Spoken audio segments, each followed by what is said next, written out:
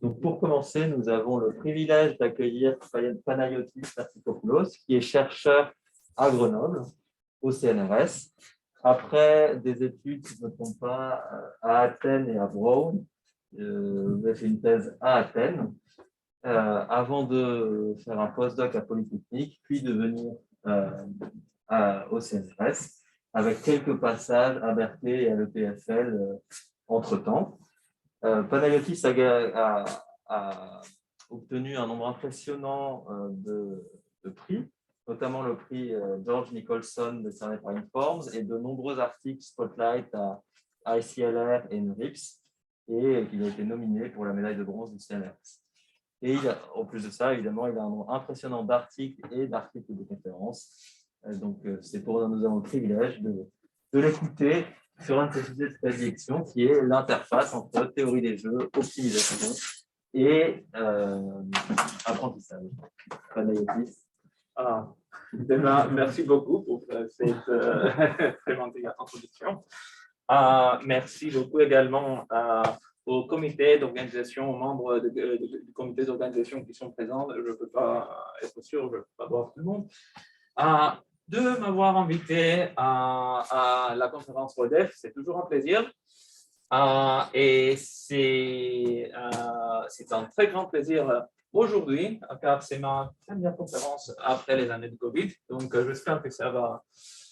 C'est une signe que les choses recommencent. For the sequel, je voudrais dire que je vais faire ma présentation en anglais. Mais cela dit, si vous avez une question, vous préférez la poser en français, allez-y. On va essayer de faire tout de manière la plus light, légère possible. Aussi, j'aimerais, juste avant de passer dans la présentation elle-même, vous allez voir que dans le deux tutoriels, dans le tutoriel d'après, il y a aussi les mots apprentissage, learning et online. En revanche, je voudrais juste déjà vous dire, et après Bertrand vous expliquera la suite, que la différence entre les deux tutoriels, c'est celle entre l'addition et la multiplication. Ici, on va parler de mesures plutôt additives de performance. En revanche, si je ne me trompe pas, Bertrand va me corriger, dans le deuxième tutoriel, on aura plus des ratios compétitifs qui sont des mesures beaucoup plus multiplicatives de performance. Voilà, c'est tout ce que je voulais dire en préambule. Et maintenant, for the tutorial itself, which is all about online learning in games. So first, I should probably explain what every word means in the title, because these are words that we are using all the time, and depending on the context, they may take a very, very different meaning. So just to give you a basic idea of the type of questions that we'll try to answer, a standard question that learning seeks to answer is prediction questions, like whether it will rain tomorrow, so as to predict whether to take an umbrella or not. And then once you make your prediction, you take an action based on this prediction, and based on the outcome, you're either happy or you're not. Okay, very basic premise. Other premises are, for instance, when you're trying to do some character recognition, some visual image recognition, then learning the idea would be to train a learning algorithm to read correctly or to identify the pattern. Or, for instance, another type of problems like spam detection software, where we'd like to have a learning algorithm to correctly classify in an online way whether the email you received is spam or not. All right, so these are some typical learning tasks that we're looking at. And the goal is always to get better by learning from previous actions. Now, in learning in general, in typical approaches to learning, you might have a data set that you would like to train your algorithm on and build a model of reality and then act based on this. This is not what we're going to do today. What we're going to do today is we're going to take an online view to learning, where we just and take a more agent-oriented viewpoint where we are really looking at how an individual agent, an individual actor might learn over time. And to give you an example of this, well, this is where I'm coming from. I'm coming from Athens in Greece, which is a very chaotic city, a fairly big city with a lot of traffic, a lot of congestion. And if you were, as an agent, to try and rationally calculate what is the best action that you would like to take in order to go, for instance, from my home in Pagrati to my parents' home in Kypseli, well, then in order to do this, if I were to really take a rational viewpoint, I would have to have information about 3.5 million people, about 1 million daily trips over a graph which has more than 1,000 nodes, about 5,000 edges, and for a total number of paths of 10 to the 18. All right. So if I were to want to solve this problem optimally and see what is the assignment, what is the traffic assignment that, for instance, a recommender platform like Google Apps would recommend to different people in order to optimize all this, then you realize that this is a very, very large and difficult game. So instead of trying to solve this, what online learning is going to try to do is to build on past experience, to provide algorithms, online learning algorithms, which build on past experience and which improve my performance every day. All right. So the general framework that we're going to use throughout, the general template is going to be very simple. We have a repeated and online decision process, and at every stage of this process, we choose an action, we receive some reward. I'm not specifying yet the mechanism with which this reward is generated, and then we get some feedback on our action. This feedback could be, for instance, what was the actual reward, and that's that, nothing else. Or maybe we could have some more observations about the environment. Again, we'll go back to it. But in this very generic template, it's important to keep in mind the various defining elements of this process. All right, and these are these 5 things. First of all, time, whether the process evolves in continuous or discrete time. The number of agents, whether we have a continuum of agents, a huge population of players, or a finite population of players. Number of actions, do we have a continuous action set or a finite action set? Meaning, do I get to decide how to split, for instance, my traffic inflow if I'm looking at an internet-like network, or do I just choose a route? For instance, how will I go from my home to my parents' home? Also, very important is the reward mechanism, whether it is endogenous to the game being played, so whether there is some interaction between myself and other agents, or if it is exogenous in the sense that there is some outside factor, nature, which affects the rewards that I'm getting. And finally, the last part here, the type of feedback that I receive. If I can only observe the information that the payoff that I get, the reward that I get, or if I have some mechanism that provides more information as I go along. All right. So 1, 2, 3, 4, 5. Not only 2 choices for each. Here you could have many combinations. So as you can probably tell, there is a lot of learning models that we can consider, at least 50, depending on what of these combinations we pick. So for this talk, we're going to start specializing, and we're going to focus exclusively on discrete time models with a finite number of players and a finite number of actions. And then we're going to make the distinction between endogenous or exogenous reward mechanisms. This distinction is what is going to break up this tutorial into parts. All right, the first part is the so-called online viewpoint, where we are focusing on a single agent, and we are agnostic with regard to the way that payoffs are generated. So we are simply making no assumptions on the reward generating mechanism, and we are going to try to provide robust guarantees, meaning to develop algorithms with very robust performance guarantees against any possible sequence of rewards faced by the agents. by the agent. Okay, so this is going to be the first part of the tutorial. The second part is where we're going to switch to the multi-agent, the endogenous viewpoint, where now the difference is that there is some underlying mechanism which determines the rewards of each agent. Now, this mechanism might be unknown to the agents, but this doesn't mean that it doesn't exist. And what it means, it is game theoretic. This is sometimes called game theoretic regime, because we are going to model this as a finite game. And so my reward is going to be determined by my action and the action of everyone else around me. All right. And the difference between the crucial difference between these 2 points is that my actions also affect you symmetrically to the way that your actions affect my own payoffs.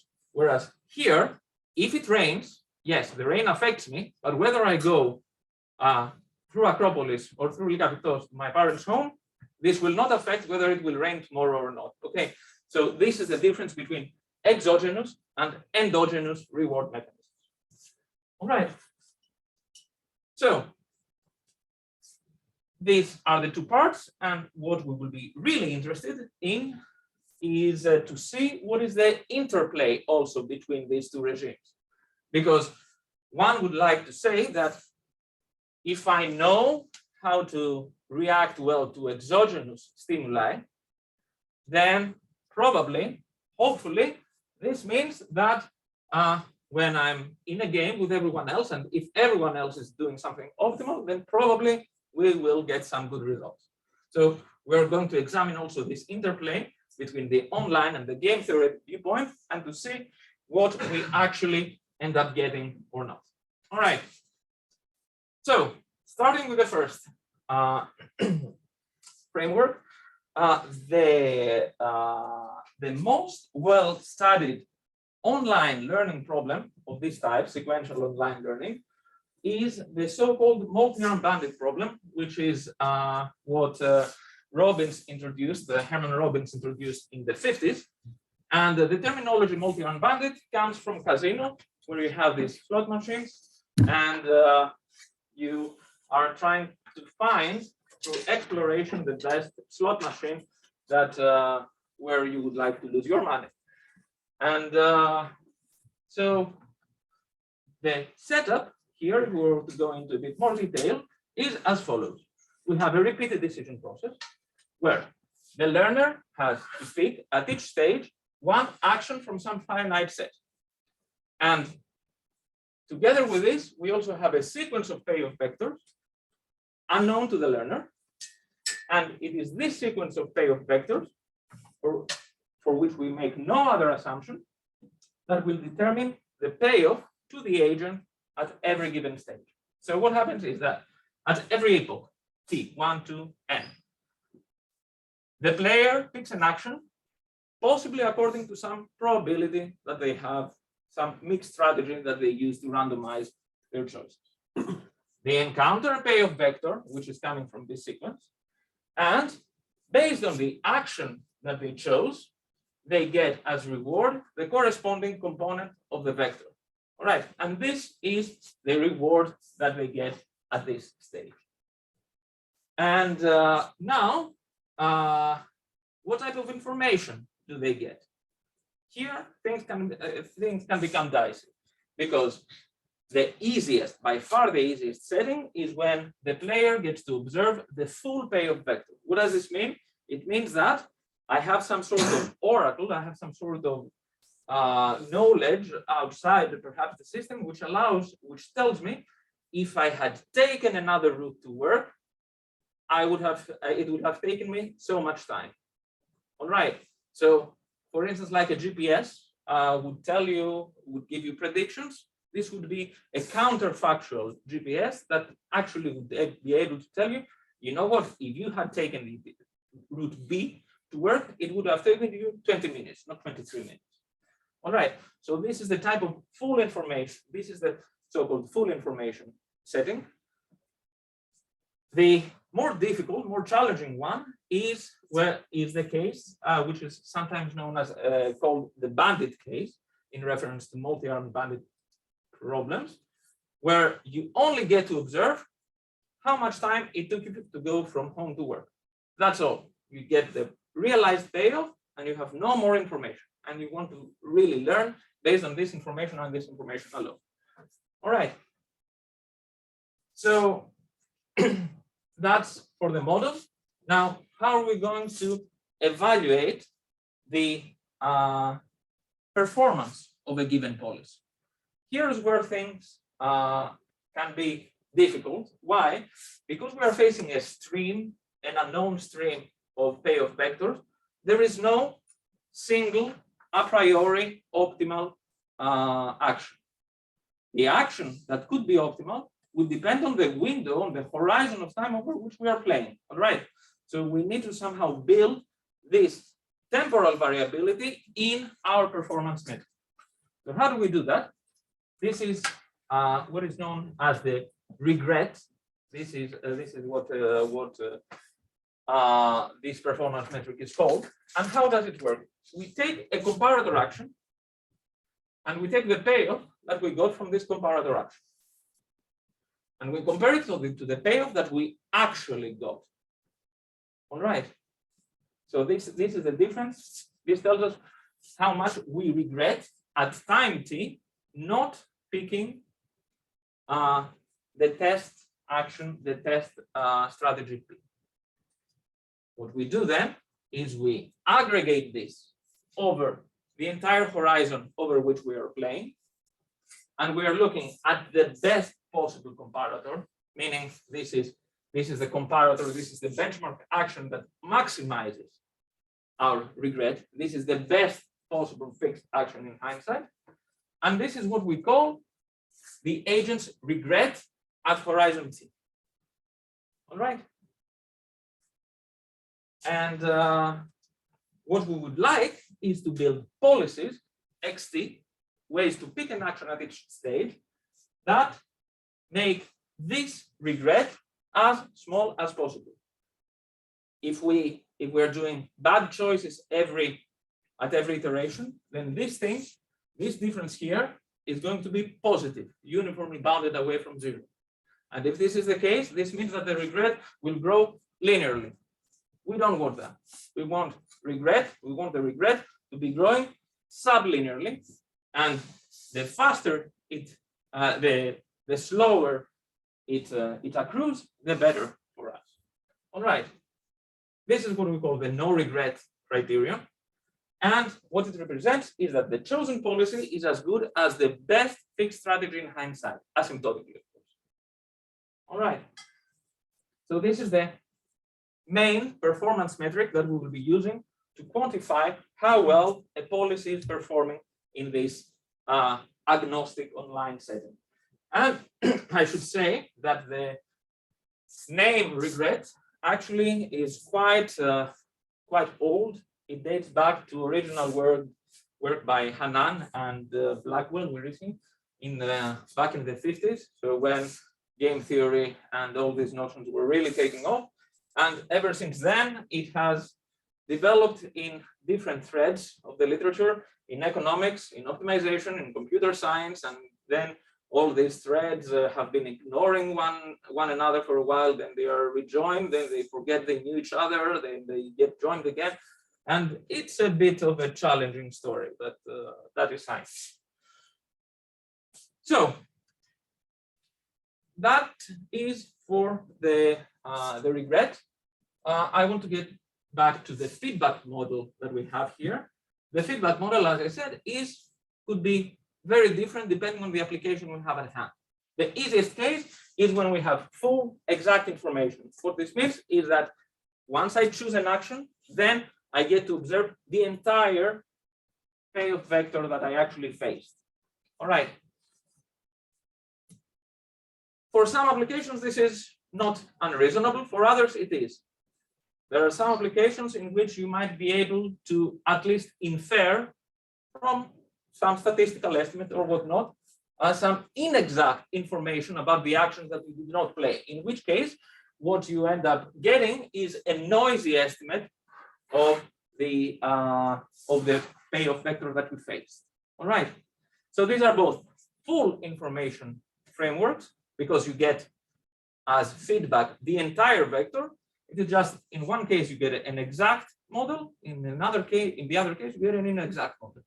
And of course, as we say, the worst is the partial information case, where you or bandit case, where you only get information about the chosen component of the vector. Is that all? Definitely not. For instance, if we are in the road network example, then you have to bear in mind that there is a lot of structure in that problem. What does this mean? That a path, if I take two paths in my network that only differ by, let's say, a couple of edges, well, then I can get, even if I only have bandit information, I can infer very accurate information about the path, about any path which is similar to the path that I took. Or rather, if you want, if we are always in this congestion type network example, the information that I have there is not the time that it took me to go from destination to end. I also know how much time it took me to traverse every road segment. This is additional information. This is sometimes known as semi-bandit, and it is between the two. And as you can imagine, there are many more types of feedback that that you can have depending on the application that you're trying to model. All right, and of course, there is a lot of when you have an application with a rich combinatorial structure underneath, you can expect the feedback to have similar subtleties. But we won't have time to get into this today, so all this will suffice for us. We'll just focus on the full and partial information and nothing in between. And the way that we're going to model all this is by assuming that at every iteration we have access to a black box model, meaning that we can either observe or otherwise reconstruct an estimate of our payoff vector, which is accurate up to some noise, which is zero mean, and which we will assume has finite moments, and some bias term here, which we will assume goes to zero over time. All right, we will use these quantities to quantify the various vital statistics of this estimator. And what I want to say is that, as I said it seems difficult to get such an estimator from simple payoff observations.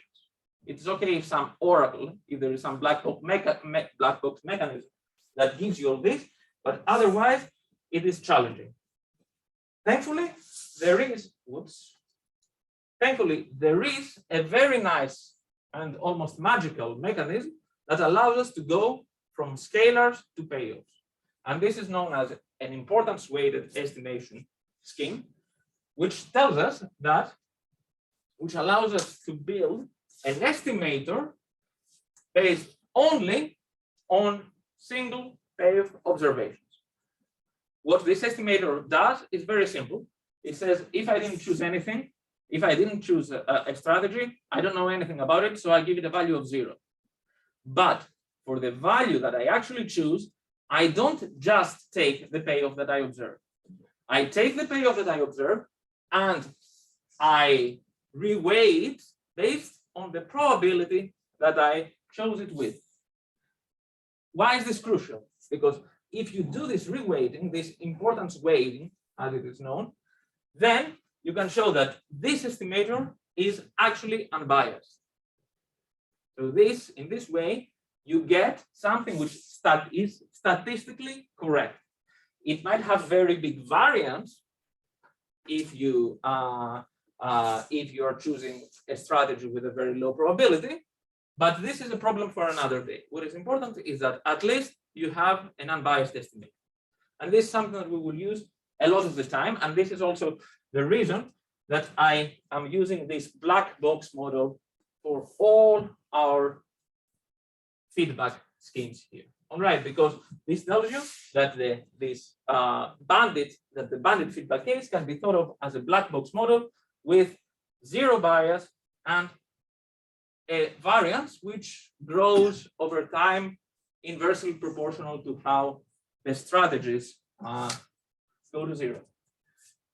All right. No, this is going back. I don't want to be going back. I want to go forward. So how do we do, this is the setup. How do we actually learn in this case? Ideally, we would like to be following a strategy called be the leader, meaning if we could somehow know what is the best fixed policy in hindsight, then that's great. We follow it and we have no regret. Right? This is meaningless. We cannot know this. What we can know is to not be the leader, but to at least follow the leader. What this means is that at time t+1, not t+1, I am playing the action which maximizes my payoff over all the entire history of play up to the previous one, up to the previous round. That's great. Okay, this is a very natural idea. So naturally, we can ask whether, assuming we can calculate this, which is not at all obvious, whether this leads to no regret. Answer is, unfortunately, no. You would say that, come on, we're just following the leader. How bad can one iteration be? It can actually be very bad, because if you are playing against an adversary who knows that you are playing this strategy, then this adversary can be moving the optimum, the best action, from one side to the next of your action space, and you would be locked in a ping pong game, in a game of ping pong, where without a paddle, basically. And this is a very easy example. I don't have time to go into a lot of detail, but to show that this FTL policy actually incurs linear regret if you have an adversary that knows that you are employing this strategy. And this is the reason that you have to randomize. Whenever you're dealing with regret theoretic guarantees, you must always randomize. And a very nice way of doing this is to take this FTL policy, this follow the leader policy, and introduce a penalty term, which you can see as sort of a day zero reward, and which will force you, instead of playing a pure strategy, this will make you mix your strategies, mix your probabilities. It will bring your mixed strategy in the interior of the simplex, and will force you to sample other strategies with positive probability.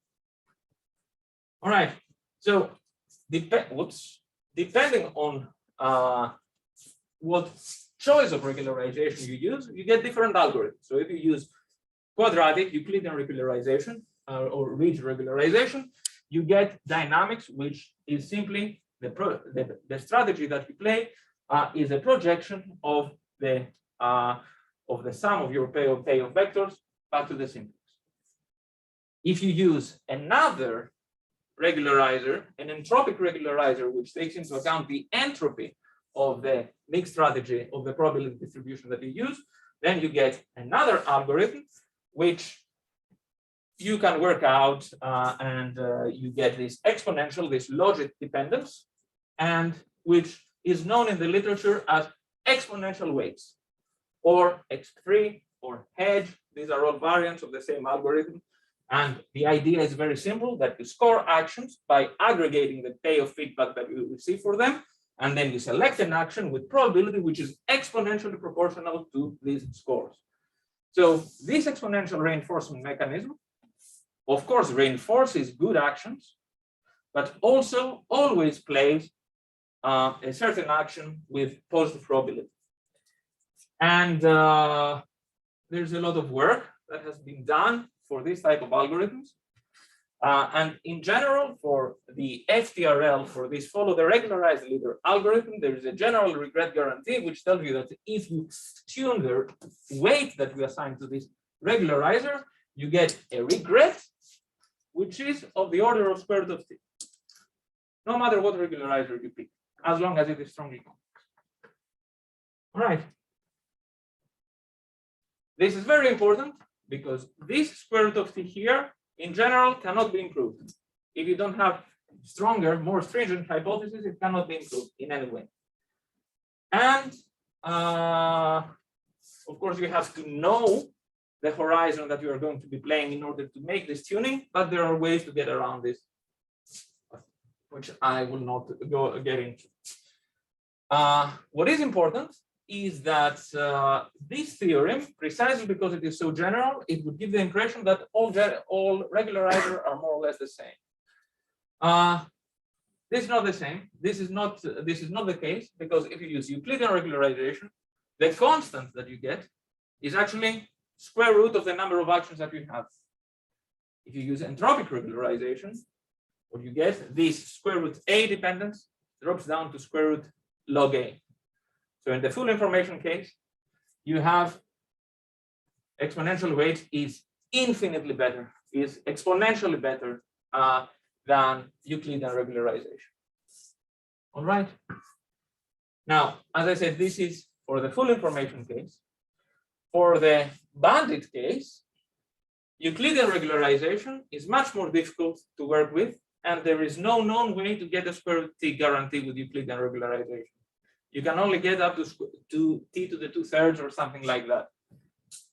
There are very few regularizers that are known to work well in the bandit case, and the exponential weight is again one of these algorithms because it allows you to get again square root t guarantee. But of course, as you might expect, you no longer have this very nice logarithmic dependence on A. It grows to A log A, which is natural, however, now, because here you receive A bits of information, whereas here you receive just one bit of information, one scalar. So the fact that it takes you 1/A time, that it takes you A times more time, 3 times more time, very nice, to get this regret bound, well, it is not unreasonable. And that actually you can show that you cannot do better than that up to, you may shave off this logarithmic factor, but that's all you can do. All right. So to sum up,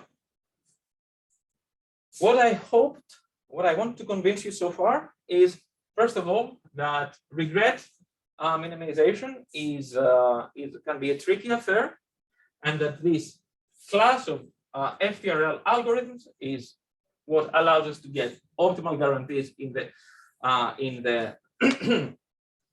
the full information case, and the exponential weight algorithm in particular gives us the best guarantees in both the full information and the bandit setting up to logarithmic factors.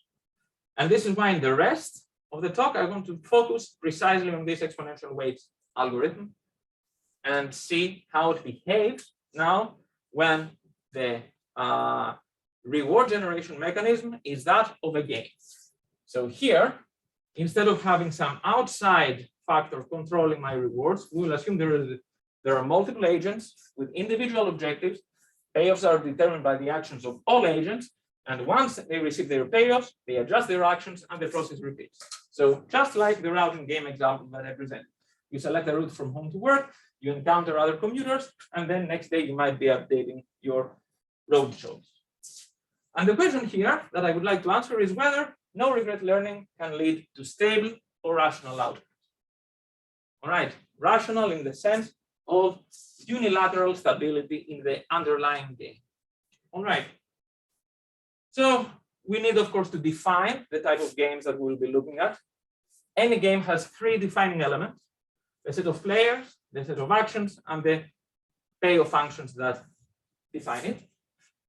And of course, depending on whether the set of players or action is finite or continuous, we have different classes of games. So we have finite games, we have continuous games where we have a finite number of players and a continuous set of actions, etc., etc. Which type of game you might want to choose depends on the underlying type of model, on the underlying application that you would like to model.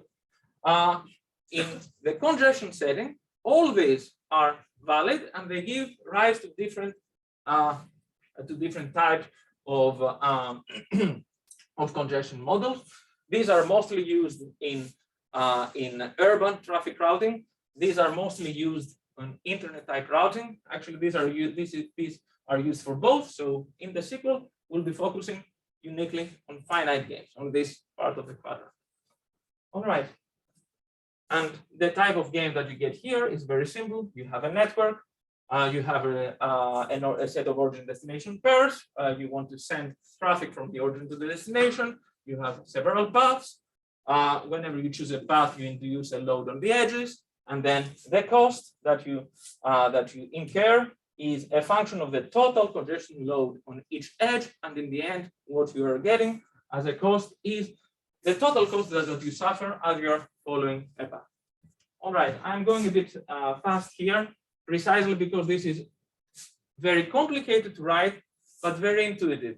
We've all experienced, at least most of us, I believe, have experienced congestion, so we have a feeling of how it works. So, mathematically, what is a finite game? It consists of a finite set of pairs, a finite set of actions, and the corresponding payoff functions, which determine the payoff to a given agent as a function of everyone's actions. All right, and the connective tissue with the previous framework is exactly the payoff vector of each player. All right, as we were saying before that we were encountering a different payoff vector at each stage. If all other players change their actions, we end up encountering a different payoff vector at each stage. The difference being here is that this change is endogenous because it comes from the change of actions and the way that my actions interact with everyone's other actions in the game in hand. And because this only concerns pure strategies, we have the corresponding dictionary for mixed strategies. So mixed strategies are simply probability distributions over the set of pure actions. And we have the corresponding mixed payoff, which is just the expectation based on everyone's mixed strategies, and the corresponding mixed payoff vector, which is, again, unsurprisingly, the expectation over every player's mixed strategies. So in terms of rationality, what we'd like to see is whether the notion of no regret is compatible with the notion of unilateral stability, meaning the notion of a state where no player has an incentive to deviate from their chosen strategy if other players don't. All right, this is what's known as a Nash equilibrium. And we know by Nash's theorem in 51 that they always exist.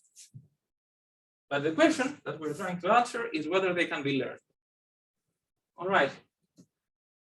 I will skip this this slide because it has it's a bit more complicated than I have the time to go into. And I will just say that since we know that the best, in a sense, no regret algorithm is exponential weights, well, let's see what it does. All right. So here I'm just going to consider the exponential weights algorithm for a game. So what we did before, just now the players are doing it simultaneously. There is no given, there is no fixed sequence of payoff vectors. Payoffs are determined online as the game is being played. What happens?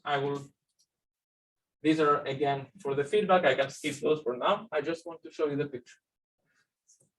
If we run it on a 2x2 congestion game, we have a very nice behavior. You can see these blue random walks are the trajectories of the two players' mixed strategies as time goes on. And you can see that no matter where you start, what is the initialization of the two players' mixed strategy, then they all converge here or here. And these two are the games, these two are Nash equilibrium. There's also another Nash equilibrium here, but trajectories do not converge here. They all converge to this extreme strict equilibrium. You can consider other games like Battle of the Sexes where players win when they coordinate. Then, because you don't have this anti-coordination mechanism, but you have a coordination mechanism, you get basically a flip side of this picture and you get convergence again to the two strict equilibria of the game. But there are other games like matching pennies, which are zero-sum games, like rock, paper, scissors, but with two options. In this case, what happens is that no matter where you start, you end up doing a random walk around your mixed strategy space, cycling around it above, and there is no convergence here. And perhaps there are other games like Prisoner's Dilemma where you again get convergence. Now, a very instructive way of studying all these portraits is to try and see what is the mean, what is the average of each trajectory, what is the mean flow of each trajectory. And it turns out that you can write down a differential equation called the replicator dynamics, which explains precisely this mean dynamics. And these replicator dynamics in the games that we're studying have exactly the same behavior. Convergence in congestion games, convergence in anti-coordination games, this recurrence, this periodic cycling in zero-sum games, and convergence in the Prisoner's Dilemma. And in 2x2 games, that's all you can have. Unfortunately, reality is more complicated than a 2x2 game. And when you go even to 2x2 games, so you just add a single player with two strategies, then you might have nice convergence pictures like that. But very quickly, you might have mixing of the two or behavior which is very weird in this one. So the basic question that we're trying to ask in this thread of the literature is if we can somehow extract some general results from this case, and well, in particular, whether Nash equilibria are stationary, stable, or attracting. So I will just show you in the minute that I have the last result, without, of course, discussing its proof, but just to give you an idea of what type of general results we can hope to get in this game theoretic setting. All right, I will skip this definition and just show you the actual result. The actual result is a multi-part theorem, because I want to consider several cases, which has three basic assumptions. These three assumptions concern the step size with which you are going to run the algorithm, the bias of your estimator, which is either exogenous or defined from the estimator you are using to reconstruct your payoffs, and its variance. The important thing is that all the feedback models that we discussed actually fall within this context, and the actual results are as follows. First, that if you have a convergent trajectory, if somehow players' actions stabilize, then this stable limit is always a Nash equilibrium. Okay, it can't be anything else. Also, if the result, if what you observe is somehow stable to stochastic perturbation, what we call stochastically stable, then this is again Nash equilibrium. And the two last properties are more important because they tell you that this corner equilibria that we showed, this is what is known as stochastically asymptotically stable, meaning that they attract all orbits within a given basin of attraction that they have with arbitrarily high probability. Sorry. And finally, if we go back to the general class of congestion games that we consider, then in this particular class of games, we can get a universal convergence result, which tells you that in all congestion games, this algorithm and all its FTRL bodies converge to a Nash equilibrium. And you can also discuss its rates, but I don't have the time to go into it. I just want to finish by leaving up this slide, which sums up the situation from online learning and learning in games, and tells you the basic, at least the basic lessons that I've learned when working with these models, that yes, you can get efficient regret minimization. Feedback does play a crucial role, but the fact that you can get efficient regret minimization does not mean that you can get similarly unconditional convergence to a Nash equilibrium. This part of the equation is considerably harder, And we have convergence in congestion games, we have convergence to strict Nash equilibria, but we have a very poor understanding of what are the other type of limiting behaviors that we can do. So I think I'll stop here. Thank you for your patience. And if you have any questions, I'll be more than happy.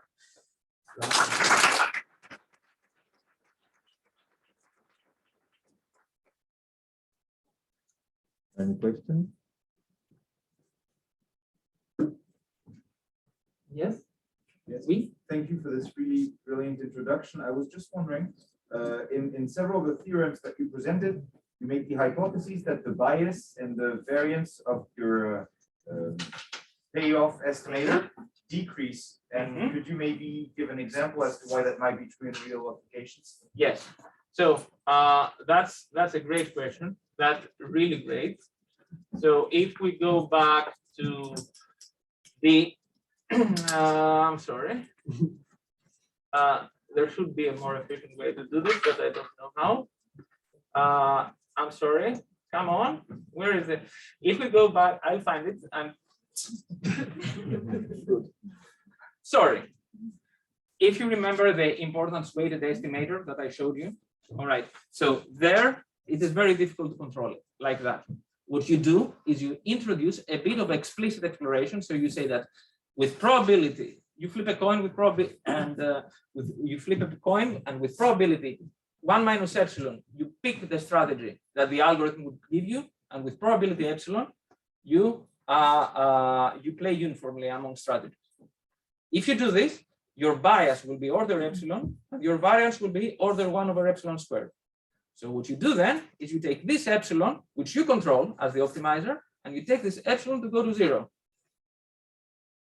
This the degree of uniform exploration that you do.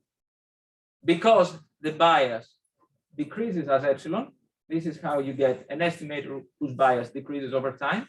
And because the variance increases with epsilon, this is how you need, tells you that you need to manage your epsilon, your uniform exploration parameter, in an intelligent way. You take all this, you put it in the big pot of stew that you have all your other parameters, you cook, and out comes the result, which tells you that for such and such choices of step sizes and exploration parameters, you get this nice convergence result. All right.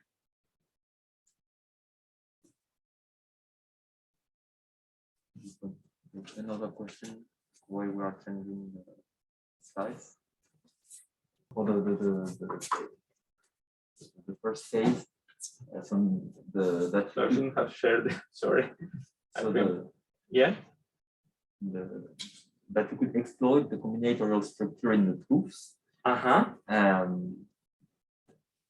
My question was, does the practice follow the theory? In the sense that using this regularization, you effectively obtain on very large combinatorial applications behaviors that follow the theory. So I cannot really answer this question because these are actually relatively new results. So for instance, with my postdoc in Grenoble, we're actually trying to get Google to try it out on Google Maps, and precisely because I believe they should. I believe they should, but then between theory and practice, there's a big gulf which doesn't have necessarily to do with the theory. It has also to do with the fact that product is entrenched, and even if you have an engineering system that works, people are very loath on changing or tweaking things. So far, to my knowledge, these haven't been applied, but I don't think there is a lack of evidence to support that it should work. It is just the proper inertia needs to be built in order for this to take root. My take, personal take, biased, personal opinion.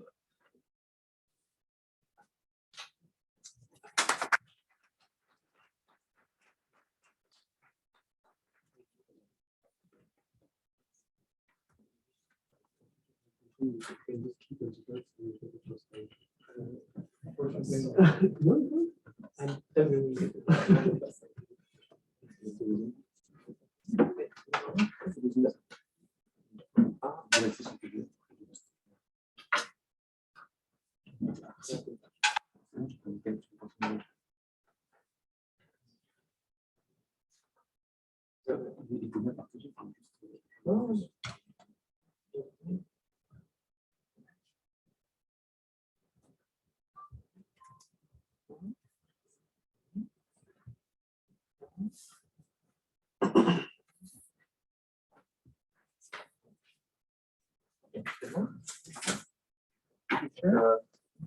Merci, on va passer au deuxième tutoriel de cette session, donc ici organisé par l'axe CAC2 du GBRRO. Et nous avons le plaisir de Bertrand Simon. Donc Bertrand, il a fait sa thèse au LIP. Il est ensuite parti en Allemagne faire un postdoc et il est revenu en France en tant que chargé de recherche CNRS à quelques dizaines ou centaines de mètres d'ici. Il a déjà travaillé dans plusieurs domaines, l'accent particulier sur l'ordonnancement, les problèmes d'ordonnancement, et plus récemment sur une thématique dont vous étudiez depuis quelques années, où l'idée c'est d'introduire, de prendre en compte, disons, des prédictions qu'on peut avoir sur les données d'un problème lorsqu'on traite dans un cadre online. Et si je m'amuse, c'est ce dont tu vas essentiellement nous parler dans cet exposé. Donc, merci Bertrand. Eh bien, merci pour l'introduction et merci aussi pour l'invitation pour donner ce tutoriel. Donc, effectivement, je vais vous parler aujourd'hui d'algorithmes online, c'est-à-dire des algorithmes qui ne connaissent pas le futur et qui doivent donc se préparer à tout ce qui peut arriver dans le pire des cas. Mais la particularité, c'est que ces algorithmes ont accès à une prédiction, donc qui vient par exemple du machine learning, mais on ne fait pas trop d'hypothèses sur cette prédiction et on veut quand même se préparer à ce qui peut se passer dans tous les cas. Donc, je vais vous présenter le domaine et on va mettre l'accent sur deux principaux problèmes qui ont été étudiés afin de voir quel type d'algorithme et de résultats on peut avoir dans ce domaine. Donc, tout d'abord, un mot sur mon affiliation qui vient d'être présentée. Donc, je travaille au centre de calcul de l'IN2P3 qui est sur ce même campus à Villeurbanne, qui traite les calculs et les données de dizaines d'expériences internationales de physique et qui a donc aussi une équipe de recherche en informatique. Donc, je vais vous présenter ce domaine en partant d'un problème très simple, qui est simplement la recherche dichotomique dans un tableau trié. Donc ici, on cherche à savoir si l'élément 16 est présent dans notre tableau. Donc on va regarder le milieu du tableau, on tombe sur 43, qui est plus grand que 16. Du coup, on continue récursivement sur la gauche jusqu'à trouver l'élément qu'on cherche. Donc c'est un algorithme très classique, sa complexité est logarithmique dans la taille du tableau, en n. Et le type de question qu'on va vouloir se poser aujourd'hui, c'est qu'est-ce qu'on peut faire si quelqu'un nous donne une prédiction sur la position de notre élément dans ce tableau et nous dit par exemple qu'il est sûrement à cet endroit du tableau. Donc, ce qu'on va faire, c'est d'abord vérifier cette prédiction, donc regarder si cet élément est là. Donc, pas de chance, cette prédiction n'est pas parfaitement correcte et donc on ne tombe pas sur l'élément 16. Et ensuite, il faut faire un algorithme pour essayer de retomber sur cet élément, mais en s'aidant de cette prédiction. Donc, ma première idée, ça serait de refaire une recherche dichotomique, mais ici, on retomberait sur une complexité de log n, et du coup, on ne se serait pas aidé de cette prédiction, alors qu'ici, on n'est pas loin, donc ça serait dommage. Une deuxième idée, ça serait de regarder simplement tous les éléments à droite de la prédiction, vu qu'elle est plus petite. Mais si on a une erreur assez grande sur notre prédiction, on aura une complexité linéaire dans le pire cas. Donc, pareil, on n'a pas envie de faire ça. Donc là, ce qu'on va faire, c'est regarder d'abord le voisin, au cas où notre prédiction avait une erreur seulement de 1. Puis, on va doubler notre champ de recherche en regardant plus loin, jusqu'à ce qu'on tombe sur un élément qui soit plus grand que la prédiction. Et ensuite, on peut retomber sur l'élément qu'on cherche. Alors, plus grand que l'élément qu'on cherchait, pour retomber dessus. Donc ici, on avait une prédiction qui était assez précise avec une erreur faible. On n'était qu'à 2 cases de notre élément, et donc on a pu la trouver assez vite. Et si on a une prédiction qui est très mauvaise, donc à l'autre bout du tableau, on va faire la même stratégie, parce qu'a priori, on ne sait pas que cette prédiction était très mauvaise. Donc on va regarder le voisin, 2 fois plus loin, encore 2 fois plus loin, encore 2 fois plus loin. Et ensuite, on fait une recherche dichotomique dans la partie du tableau qui nous intéresse. Donc ce qu'on a fait avec cet algorithme assez simple, c'est qu'on est passé d'une complexité classique logarithmique dans la taille du tableau à une complexité, si on analyse exactement cet algorithme, qui est encore logarithmique, mais ici, dans l'erreur qu'on avait fait. Où l'erreur, c'est le nombre d'éléments entre l'endroit réel, l'élément qu'on cherchait, et la prédiction. Donc, ça veut dire qu'on va avoir une complexité qui sera très rapide si notre prédiction était précise, mais dans le pire des cas, on restera linéaire, logarithmique en n, parce que l'erreur ne peut pas être plus grande que la taille du tableau. Donc, c'est typiquement le genre de choses qu'on va essayer de faire. Utiliser une prédiction, mais ne pas avoir trop de problèmes si cette prédiction est mauvaise. Donc, ce n'est pas seulement un outil ou un jouet théorique. Donc, ce problème a été implémenté en pratique et ça a l'air assez prometteur sur une étude qui a un peu initié ce champ de domaine. Donc là, c'était une introduction sur un problème très simple, mais je vais maintenant passer à un cadre un peu plus général où on va plutôt s'intéresser au ratio de compétitivité, c'est-à-dire le coût de la performance d'un algorithme divisé par l'optimal dans le pire des cas. C'est une étude classique pour mesurer la performance d'un algorithme en ligne qui ne connaît pas le futur. Et on va avoir deux valeurs de référence pour se comparer. La valeur d'un optimal qui connaît le futur, et donc qui aura la meilleure solution, et la valeur d'un algorithme en ligne classique qui ne connaît pas de prédiction. Donc, si on regarde à la gauche de ce graphe, c'est-à-dire quand la prédiction est parfaite et que l'erreur est nulle, on a envie d'être pas trop loin de l'optimal, et c'est ce que je vais appeler la cohérence dans ce talk. Donc, on mesure à quel point on s'éloigne de l'optimal, si on a une prédiction parfaite, donc si on nous donne exactement ce qu'on avait demandé. Et à l'opposé, c'est ce que je vais appeler la robustesse. C'est ici, si on a une prédiction qui est arbitrairement mauvaise, à quel point on va suivre cette prédiction et prendre des mauvais chemins, et donc s'éloigner de ce qu'on aurait fait si on ne nous avait rien dit. Donc, évidemment, le but, ça va être de minimiser un peu ces deux quantités, mais il y a bien sûr un compromis à trouver. Et il y a aussi une troisième quantité qui va m'intéresser, c'est que je n'ai pas envie de passer très rapidement de la cohérence à la robustesse, parce que le cas qui est le plus réaliste, c'est qu'on a une prédiction qui est quand même assez bonne, mais pas parfaite, et donc on n'a pas envie d'arriver directement dans la robustesse. Et donc, ce qu'on va chercher à faire, c'est d'aplatir la courbe, pour prendre une expression désormais connue. C'est ce que j'ai appelé cette propriété la smoothness en anglais, ou la gradualité, pour dire qu'on va augmenter graduellement de la cohérence à la robustesse. Donc, deux points à se rappeler pendant cet exposé, c'est que l'algorithme ne connaît pas l'erreur, a priori. Donc, on peut l'utiliser dans l'analyse, mais en fait, l'algorithme va seulement la connaître à la fin de l'input, une fois que tout le futur sera révélé. Et aussi, il faut proposer des prédictions qui peuvent être apprises. Donc, ça ne sert à rien de proposer des prédictions qu'on ne pourra jamais apprendre. Ce ne sera pas très utile. Et donc, typiquement, on cherche à avoir des prédictions qui soient assez compactes. Donc, une petite information qui serait facile d'apprendre et de prédire. Donc, un petit panneau d'attention, c'est que les noms varient dans la littérature, parce que c'est un domaine encore nouveau. Donc, il n'y a pas vraiment de noms qui ont été fixés et il y a plusieurs terminologies qui sont adoptées.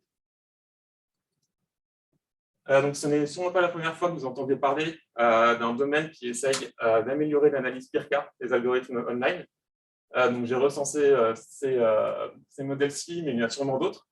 Donc, par exemple, dans le look-ahead, on suppose qu'on peut connaître le futur proche.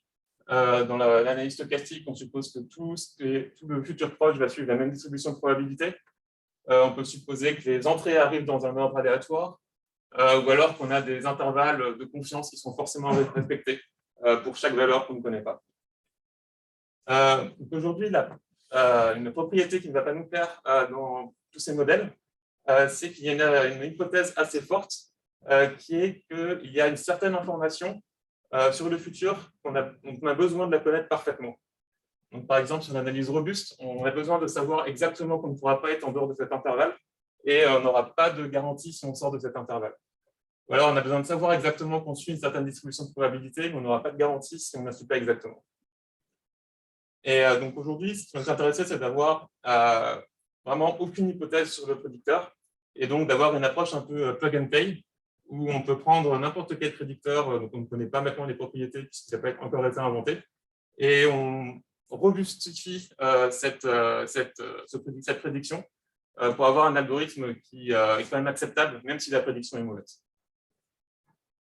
Donc, une motivation, c'est par exemple si on a des données d'entraînement pour un algorithme d'apprentissage qui ne correspond pas à l'instance que l'on vient de découvrir.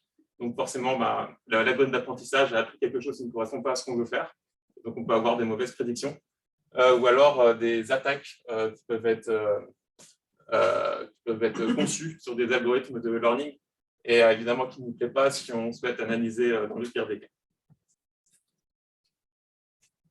Donc, le paysage de ce domaine est assez varié. Donc, il y a à peu près 3 années de publications actives sur ce thème et j'ai recensé à peu près une centaine de publications. Donc, il y a aussi une terminologie variée pour nommer ce domaine. Donc, j'ai choisi l'appellation Learning Augmented, mais on trouve souvent des mots tels que prédiction ou advice qui sont associés à des adjectifs tels que interested, learned, machine learned ou ML pour spécifier la spécificité de ce modèle. Il y a aussi une grande variété de types de problèmes qui ont été étudiés. Donc aujourd'hui, je vais m'intéresser à la location de ski ou ski rental et au problème de caching. Mais on peut voir qu'il y a beaucoup de papiers en ordonnancement sur des problèmes de matching, sur des problèmes de théorie des graphes, sur des problèmes métriques, sur le primage dual, sur ce qu'il faut faire si on a plusieurs experts, etc., que je vais évidemment pas avoir le temps de couvrir aujourd'hui. Donc, il y a quand même un cadre qui est commun dans la plupart de ces modèles. Oui. Pourquoi Learning Augmented? Parce qu'on a un algorithme online et on a utilisé le machine learning pour augmenter les capacités de notre algorithme.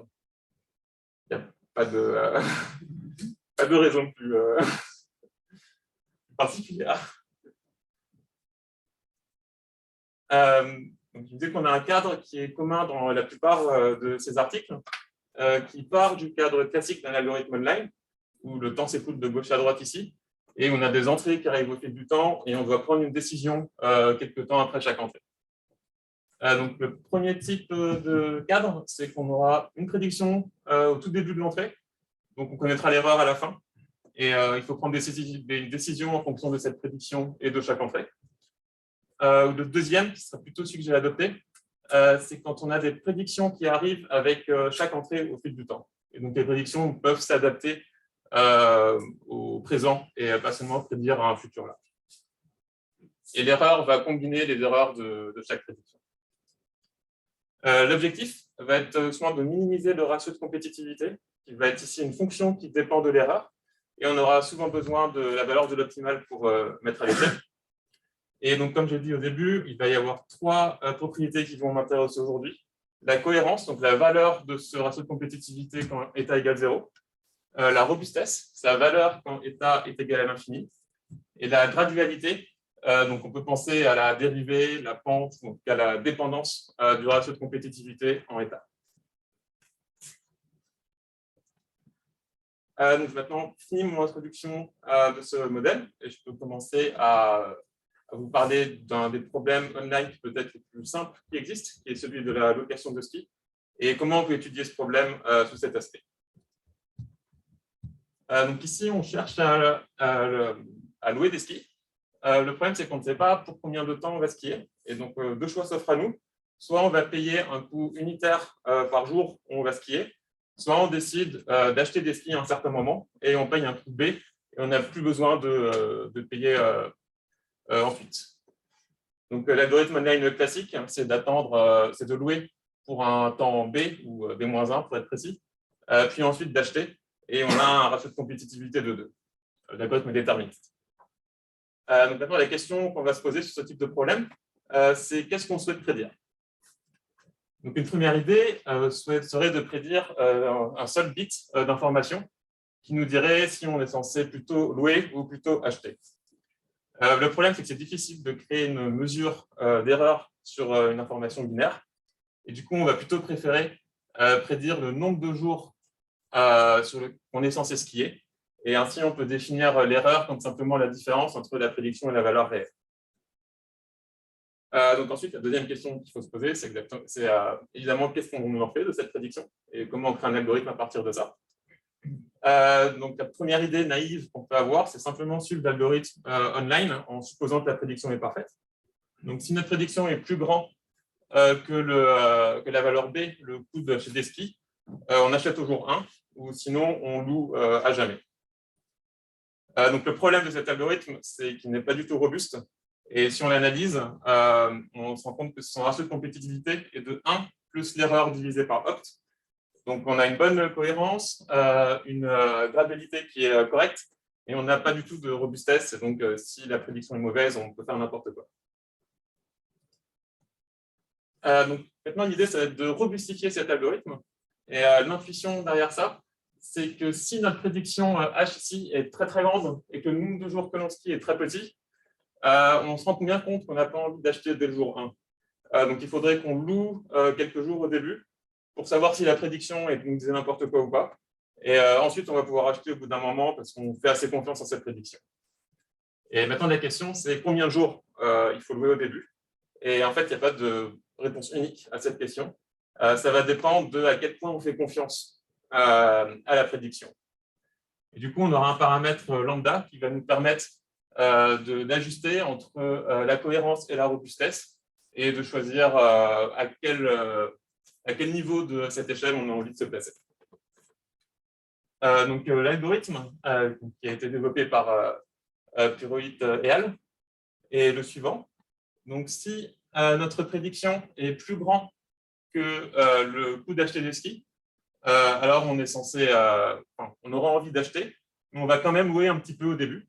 Et on va louer un nombre de jours qui est égal à lambda fois B.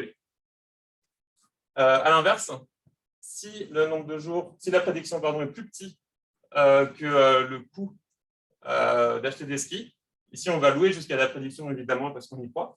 Mais si la prédiction s'avère fausse, donc on va quand même continuer à louer un petit peu au cas où l'erreur ici est petite et on va éviter d'acheter des skis juste avant d'arrêter de skier au cas où la prédiction était quand même assez précise et donc avec une petite erreur. Donc c'est pour ça qu'ici on va continuer à louer un petit peu après cet endroit B où l'algorithme online s'arrêterait afin de pouvoir avoir une gradualité correcte et du coup ne pas passer directement de la valeur H à on achète des skis juste après si on se rend compte que la prédiction est fausse.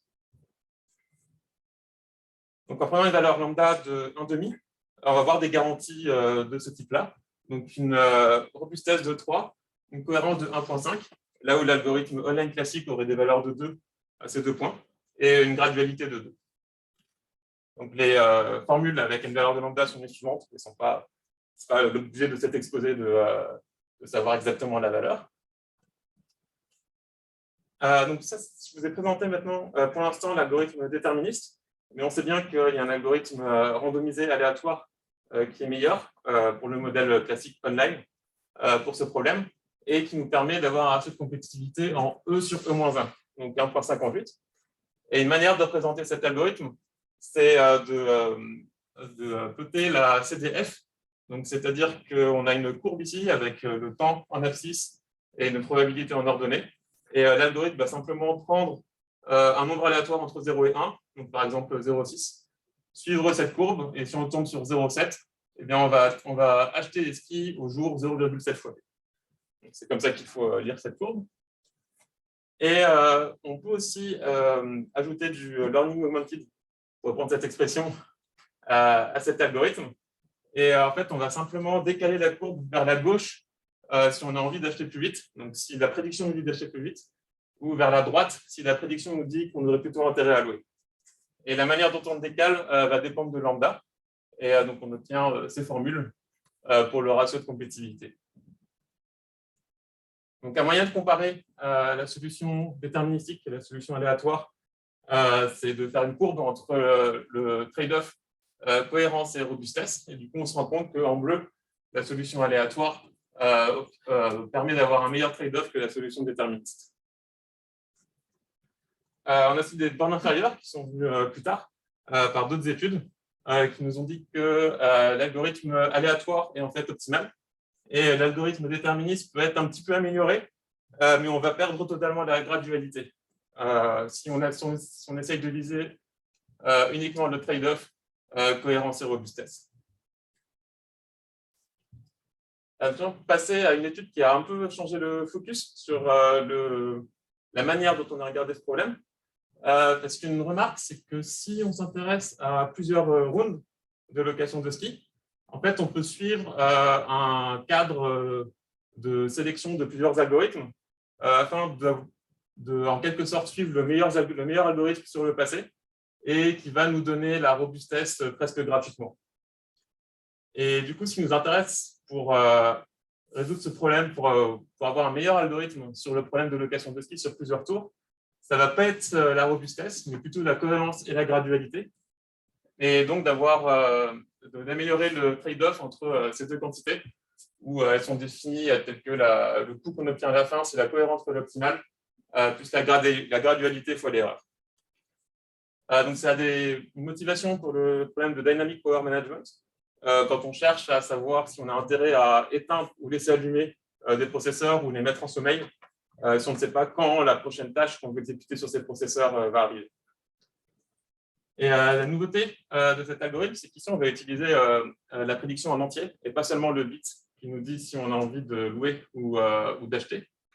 Et donc, par exemple, on va avoir ce type d'algorithme randomisé où on retrouve la partie exponentielle qu'on avait avant, ici pour une valeur de prédiction qui est de B sur 2, mais on aura deux parties plates autour. Et si on a d'autres valeurs de prédiction, il va y avoir d'autres courbes à suivre avec différents cas d'études. Et on obtient à la fin ce type de frontière de Pareto pour le compromis gradualité et cohérence. Donc, c'est ce que j'avais à dire sur le problème de location de ski. Et je vais maintenant m'intéresser au problème qui est connu sous deux noms, caching ou paging, mais qui représente le même problème.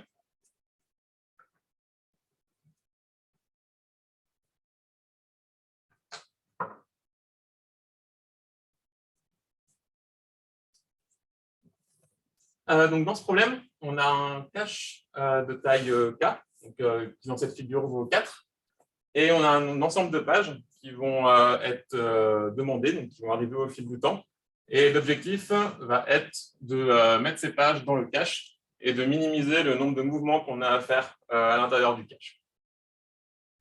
Donc, au tout début, on n'a pas le choix, il faut remplir le cache. Donc, dès qu'on ajoute une page dans notre cache, on a un coût unitaire de 1. Si on a une requête d'une page qui est déjà présente, cela ne nous coûte rien, c'est un coût de 0. Et une fois que le cache est rempli et qu'on a une nouvelle page qui est demandée, c'est ici qu'on a un choix à faire, de savoir quelle page on va évincer du cache afin de faire de la place pour la nouvelle. Donc ici, on va choisir d'évincer de la page B, ensuite la page F est demandée, on va évincer la page C. Ensuite, on a de la chance, la page A est demandée, donc elle est déjà présente dans notre cache, donc ça ne nous coûte rien. Mais la page B est demandée ensuite. Ici, on l'avait évincée pour mettre la page E. Donc, c'est une décision qu'on n'aurait pas faite si on avait connu le futur, etc. Donc maintenant, un peu comme pour la location de ski, afin d'étudier ce problème dans le concept Learning Augmented, on va se demander quelle quantité on a envie de prédire pour aider notre algorithme à résoudre ce problème. Donc, une première idée pourrait être de suivre ce qui s'appelle le look ahead, c'est-à-dire prédire quel va être le futur proche, donc la prochaine requête, les 2 ou les 3 prochaines requêtes. Le problème, c'est que dans le pire des cas, cette information est inutile puisqu'on peut simplement répéter les pages. Une donnée qui s'en rapproche, mais qui est utile dans le contexte online, c'est le strong look ahead, c'est-à-dire qu'on va demander toutes les prochaines requêtes jusqu'à ce qu'on ait 2, 3 ou 4 requêtes distinctes. Et ainsi, on s'assure que ça va nous apporter une information. Mais le problème pour le contexte Learning Augmented, c'est que cette donnée peut être assez grosse à prédire et donc assez difficile. Donc, ce qui a été proposé, c'était plutôt de prédire le temps d'arrivée, le prochain temps d'arrivée de la page qui vient d'être demandée. Donc, par exemple, ici, en premier, on avait la page A. Son prochain temps d'arrivée, c'est le temps 3. La page B, ça va être le temps 9, etc. Pour les pages qui ne sont jamais demandées, ça peut être n'importe quoi qui est plus grand que la longueur de la séquence. Donc, cette information, c'est une information qui est compacte, donc un seul nombre, pardon, à chaque tour. C'est une information qui est suffisante pour calculer l'optimal. On peut suivre la règle de Beladi qui permet de nous trouver l'optimal. Et elle peut être assez facile à apprendre si on arrive à avoir une bonne estimation de la manière dont les pages sont demandées. Ensuite, il nous reste aussi à définir l'erreur. Ce qui a été choisi, c'est de définir l'erreur au tour i comme la distance entre le temps qui sera prédit et le temps actuel de la prochaine occurrence de cette page. Et l'erreur totale, ça va être la somme des erreurs à chaque fois. Donc maintenant qu'on a défini l'erreur, comme pour le problème de l'allocation de ski, il reste à trouver un algorithme afin de résoudre le problème. Et l'un des algorithmes les plus on a envie d'étudier en premier, c'est celui qui va simplement supposer que la prédiction est correcte et parfaite et faire ce qu'un algorithme optimal ferait dans ce cas-là. Donc évidemment, si la prédiction est parfaite, on a une cohérence de 1, on est optimal. Une particularité de ce problème de caching, c'est qu'on peut également obtenir la robustesse presque gratuitement en combinant plusieurs algorithmes. Donc c'est une méthode qui est assez classique. Et donc ce qu'on va se demander, c'est est-ce que cette méthode est un bon candidat pour résoudre notre problème? Et pour ça, la quantité qui va nous intéresser, ça va être la gradualité. Donc à quel point on va passer de la cohérence à la robustesse, et si on essaye on va essayer d'aplatir la courbe au maximum. Donc le problème avec cet algorithme simple, qui a été soulevé dès la première étude, qui est en fait celle qui a initié le domaine complet des algorithmes learning augmented, c'est que si on prend un cache de taille 2 et cette séquence, donc qui est simplement une répétition de 2 pages entrelacées par la requête d'une seule page de temps en temps, et que les pages B et C ici qui sont répétées sont prédites correctement, en fait, ça ne va pas être une information très importante, mais que la page A a de très mauvaises prédictions. Donc, par exemple, quand on prédit que la page A va être demandée juste après à chaque fois, on va avoir une gradualité qui va être en état divisé par opt, donc linéaire, et ce qui est assez mauvais. On aimerait mieux avoir des gradualités pour ce domaine meilleur que linéaire. Cependant, c'est un contre-exemple qui a été trouvé que pour la valeur de k égale 2, et ça va avoir une importance dans la suite. Et donc pour l'instant, on s'intéresse à trouver un meilleur algorithme que celui-ci, qui ne paraît pas satisfaisant. Donc avant de présenter les algorithmes, d'abord parler du problème classique de caching et d'algorithme théorique que l'on utilise, qui a l'un des algorithmes qui a le meilleur ratio de compétitivité, qui s'appelle l'algorithme du marqueur. Donc tout d'abord, on a besoin de diviser l'entrée en plusieurs phases, où chaque phase, ça va être une séquence maximum de pages dans lesquelles on a k pages distinctes qui sont demandées. Donc, par exemple, si k égale 3 et qu'on a les pages A, B, D, A, C qui sont demandées au début, et ben on a 3 pages qui sont demandées dans la séquence ABDA, la quatrième CC, du coup on va s'arrêter juste avant C et définir ceci comme notre première phase. Ben, la deuxième phase, ça va être les pages C, E et B qui sont demandées, et dès que la page A est demandée, on termine notre deuxième phase, etc. Et ensuite, les algorithmes qui sont dits de marking vont marquer une page dès qu'elle est demandée dans la phase en cours, et on ne va jamais évincer une page qui est marquée. Donc, c'est-à-dire qu'au cours d'une phase, notre cache, donc à la fin d'une phase, notre cache va contenir exactement les pages qui ont été demandées durant cette phase.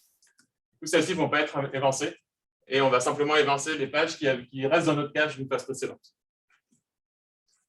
Et l'algorithme du marqueur, donc qui est celui-ci, qui a un ratio de compétitivité logarithmique, va évincer une page qui n'est pas marquée, et de manière aléatoire uniformément, sur toutes les pages qui ne sont pas marquées.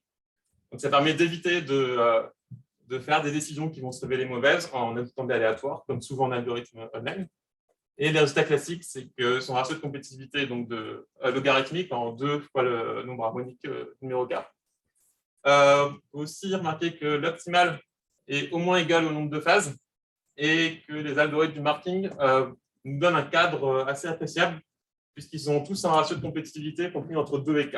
Donc on ne peut pas avoir l'algorithme optimal en restant dans les algorithmes de marking et on ne peut pas non plus être trop mauvais. Et enfin, une propriété qui va nous intéresser pour la suite, c'est qu'on va définir des pages comme clean ou comme nouvelles, les pages qui n'ont pas été demandées dans la phase précédente, et donc les pages pour lesquelles un algorithme qui va être marking n'aura pas dans son cache au début de la phase. Donc ici, on a les pages ABD qui sont démarrées dans la première phase, donc la page B n'est pas considérée comme clean pour la deuxième phase, et c'est la même chose pour les pages B et E dans la troisième phase.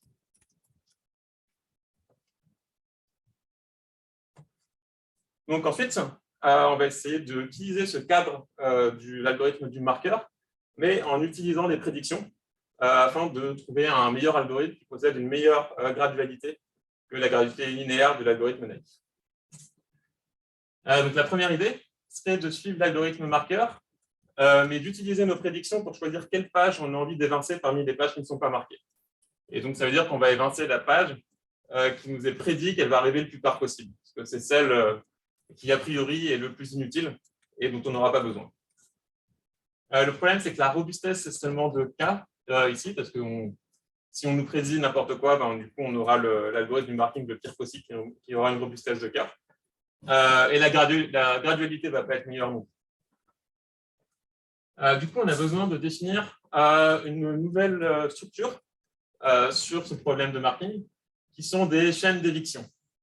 Et en fait, on va construire en quelque sorte un graphe où les sommets seront les pages.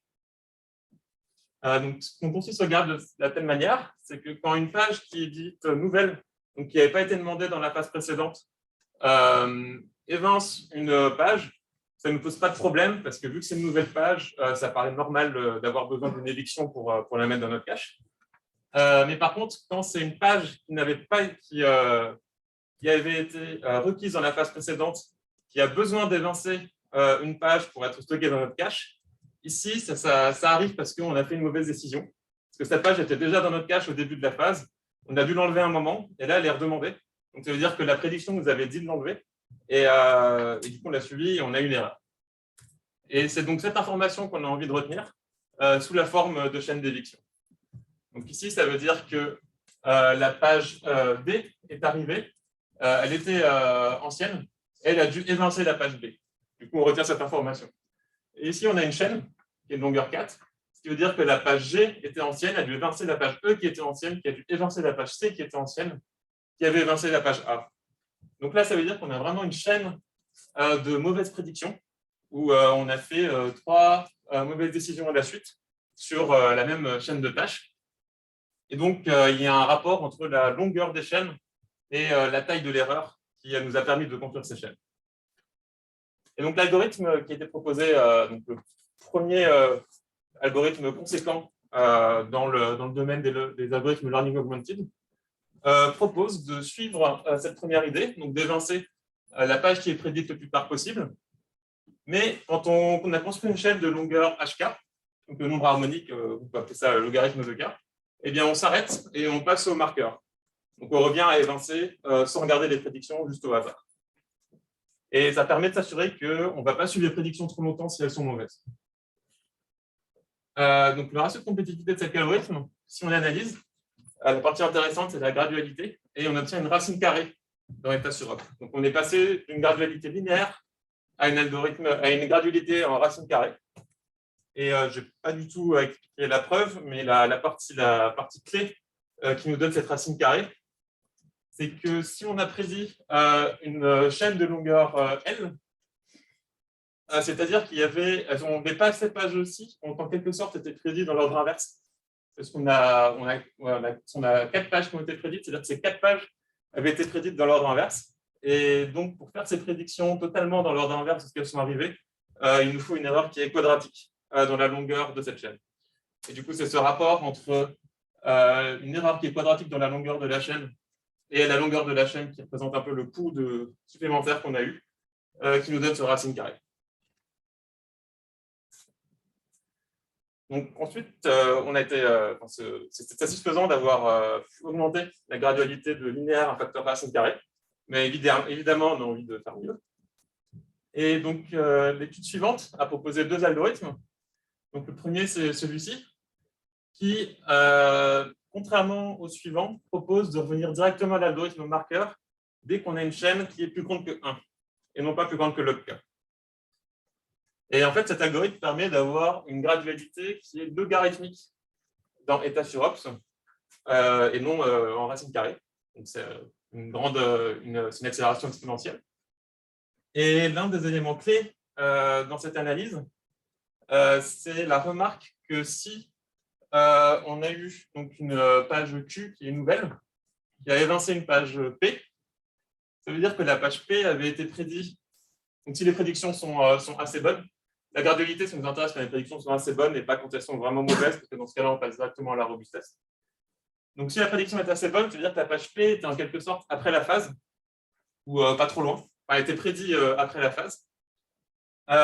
Et la prochaine occurrence de la page P va être pas trop loin de la fin de la phase, parce que l'erreur est assez courte, et donc cette prédiction est après la fin de la phase.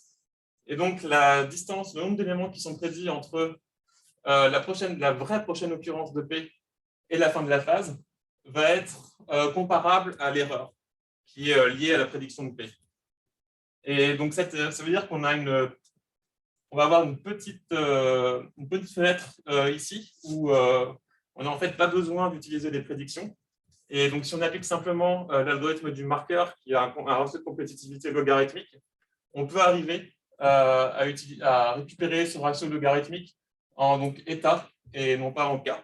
Parce que le nombre de pages qui sont demandées ici dans cette fenêtre, c'est état, contrairement au nombre de pages qui sont demandées dans la phase entière qui est de cas.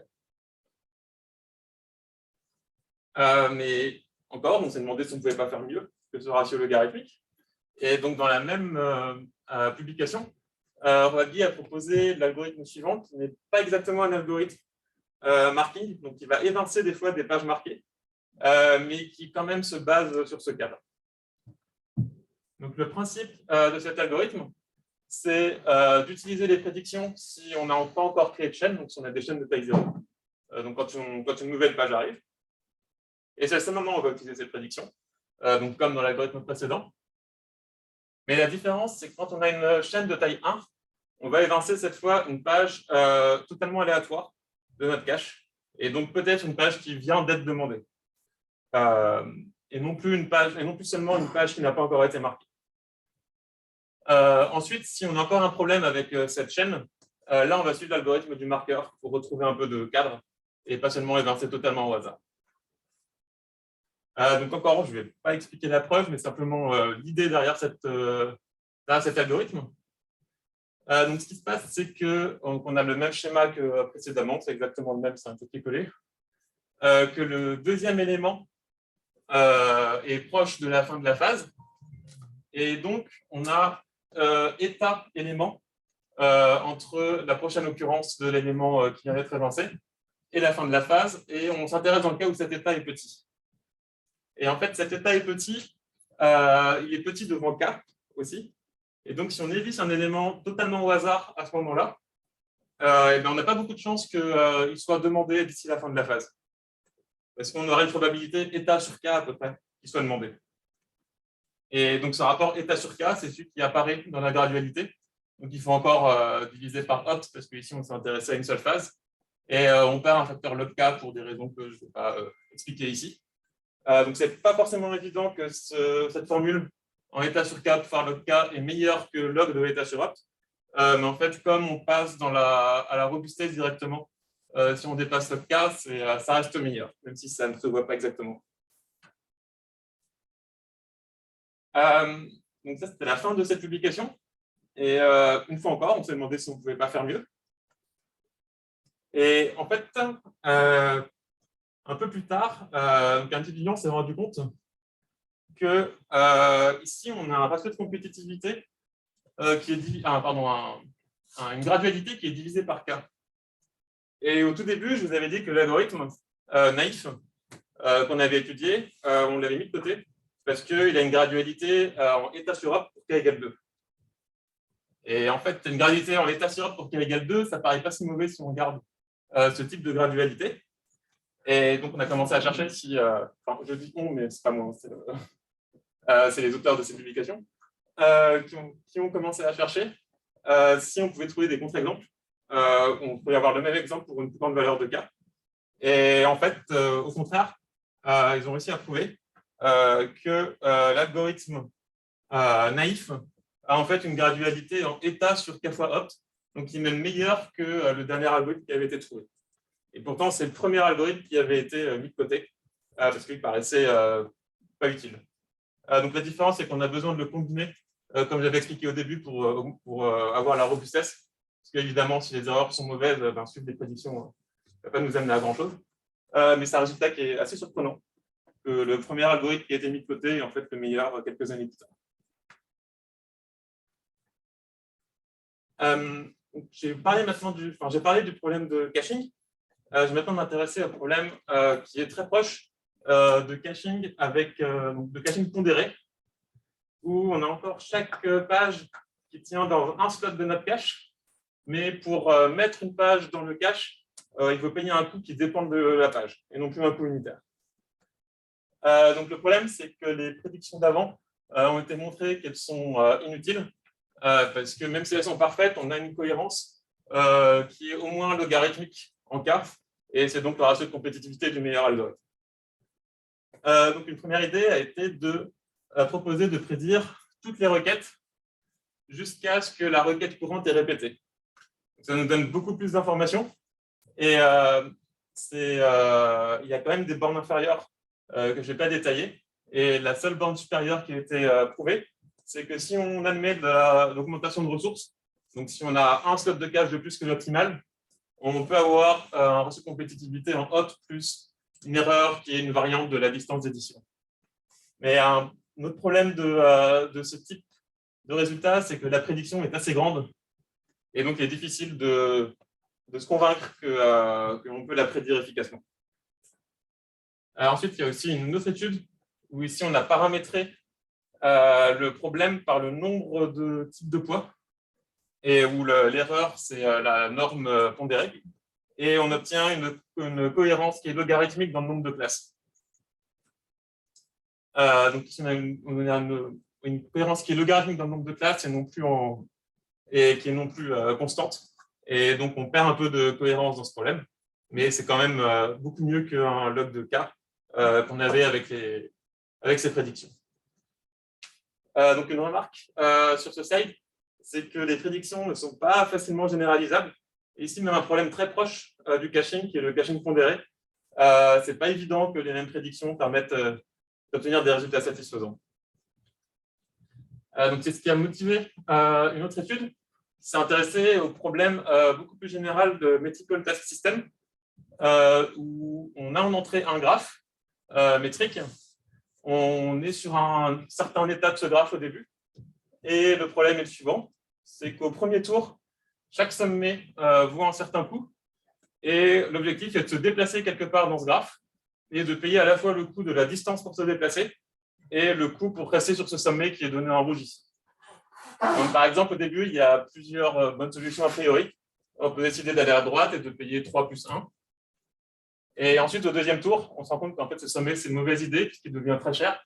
Et on aurait mieux fait d'aller à gauche ou alors d'aller en haut à gauche puis de se déplacer ici. Donc là, on choisit d'aller tout à gauche et de payer un grand coût de transport. Donc encore une fois, la question qu'on se pose, c'est qu'est-ce qu'on a envie de prédire? Le look ahead, une fois encore, n'est pas très utile ou alors a besoin de beaucoup trop d'informations.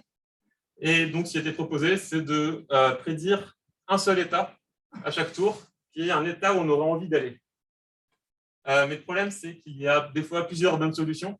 Donc ici, dans ce problème, il y avait ces deux états-ci qui paraissaient tout aussi bons. Et donc, on n'a pas envie de payer une trop grande erreur si on va dans l'état qui est juste qui a un coût un peu plus petit que l'optimal. Et donc, ce qui était proposé, c'est de définir l'erreur en fonction de n'importe quel algorithme offline, comme la distance entre l'endroit où l'algorithme offline a envie d'aller et l'endroit où on prédit qu'on a envie d'aller. Et ensuite, on peut montrer que le ratio de compétitivité qu'on obtient, donc le coût plutôt qu'on obtient, est en le coût de cet algorithme offline fois 1 plus quelque chose qui est linéaire dans l'erreur. Et donc, ça permet d'être bon en quelque sorte dès qu'il y a un bon algorithme qui n'est pas trop loin de nos prédictions. Donc, c'est une erreur qui dépend de l'algorithme offline. Donc, c'est assez, ça diffère des problèmes précédents. C'est la meilleure qu'on peut avoir pour un problème général de tâches métriques. Et encore une fois, on peut avoir la robustesse par combinaison. Donc, une des particularités du système de tâches métriques, c'est qu'il généralise le problème de caching. Et donc, on peut définir des algorithmes qui utilisent ce type de prédiction pour le problème de caching. Donc, je ne vais pas détailler cet algorithme exactement. Mais ce qu'il faut se rappeler, c'est que la prédiction, c'est un état. Donc, ça va être en quelque sorte le cache de notre algorithme. Et la différence avec les algorithmes précédents, c'est qu'on va avoir une sorte de mécanisme de pardon où on va croire le prédicteur. Si il nous a menti, on va le douter pour un moment. Ensuite, on va le pardonner, le croire un peu. Et s'il nous ment encore, on va le douter pour un moment qui est plus long, de manière exponentielle. Et c'est ce qui nous permet d'avoir une gradualité logarithmique, encore une fois. Donc, on ne peut pas comparer exactement cette erreur avec la précédente parce que ce n'est pas le même modèle. Mais en fait, en pratique, on peut convertir des anciennes prédictions dans celle-ci. Et donc, on obtient des résultats comparables. Donc, pour conclure, le message principal de Stokes, c'est qu'il y a 3 notions importantes dans ce domaine: la cohérence, la robustesse et la gradualité. Ce domaine nous permet d'avoir des nouveaux concepts algorithmiques, une nouvelle vue sur des problèmes existants, et propose un lien assez novateur entre le machine learning et les algorithmes. Une petite autocritique, c'est qu'on a un peu l'impression qu'avec ce problème, on peut étudier n'importe quel problème qui n'est pas forcément très attractif, et sous l'optique du learning augmented. Et donc, il y a peut-être une réflexion à avoir à ce niveau. Il y a plein de questions nouvelles qui sont posées, qui sont énoncées ici, et donc qui sont étudiées aussi en ce moment. Et donc, il n'y a pas que le problème d'essayer de trouver un nouveau problème à étudier sous ce domaine. Merci.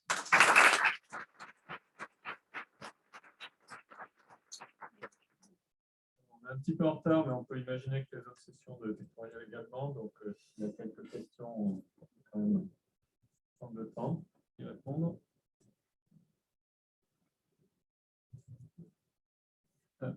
Oui. Tu mémorises une partie de. Quand tu fais tes chaînes, tu mémorises une partie de l'histoire où tu t'es trompé. Oui. Et tu le fais qu'à partir du moment où tu t'es trompé, ou tu pourrais le faire à partir du moment où tu as eu la prédiction? C'est rien que tu t'obliges à vider ton cache s'il y a de la place. Non, si tu as gardé une proportion de ton cache vide, tu pourrais. Tu as les candidats pour se faire éjecter, ne sont pas forcément éjectés tout de suite. Oui. Oui, en fait, c'est pas vraiment le moment où tu t'en vas qui est important, c'est le moment où tu as prédit. Tu dis, toi, tu vas partir. Ah, c'est très grave. Le moment de l'utilisation de ton cache. Oui, dans l'utilisation de notre cache, ce n'est pas au moment où on nous donne une prédiction que cet élément va sûrement pas être prédit pendant longtemps qu'on le vire. C'est seulement qu'un nouvel élément arrive et qu'on a besoin de prendre une décision. C'est ça. Et du coup, si on a une partie de notre cache qui est vide, ça permettrait d'avoir une espèce de buffer. C'est une mauvaise prédiction. C'est ça la question. Non, c'est qu'en fait, si jamais ton prédicteur t'a menti mais que tu ne l'as pas vu, oui, parce que tu n'as pas enlevé la page, tu vas croire qu'il est encore bon prédicteur.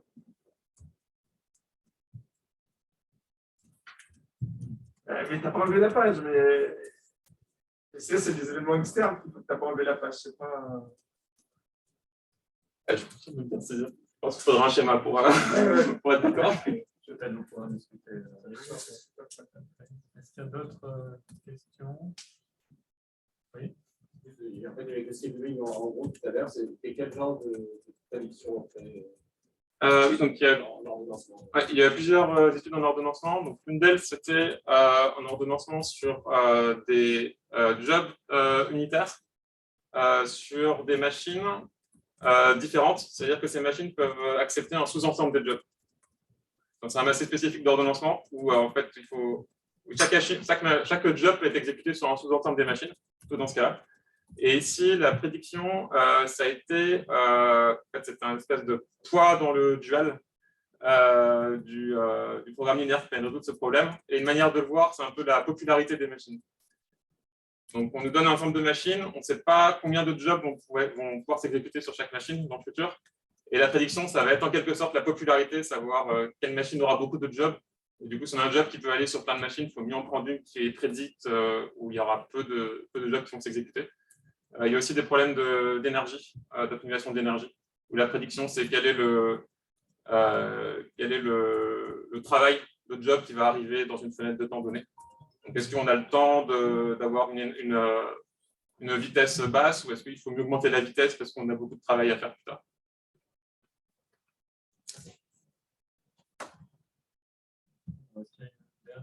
question.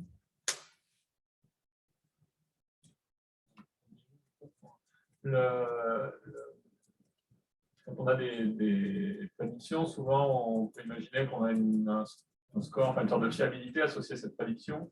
Est-ce qu'elle a des chances d'être vraie ou pas?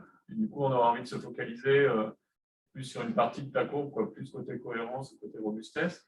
Est-ce que c'est des aspects qui existent, ça, de regarder, d'avoir a priori une fiabilité de la prédiction et de s'en servir Oui,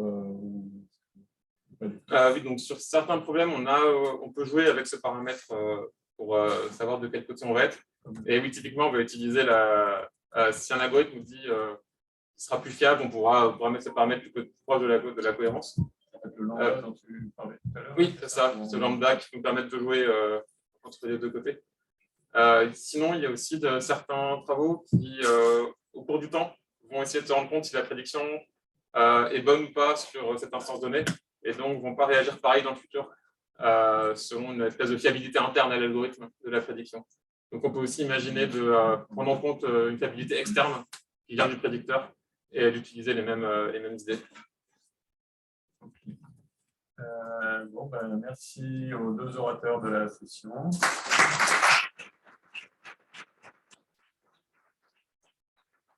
Le rendez-vous à l'AG de la RODEF dans 1 minute. Nous attendons.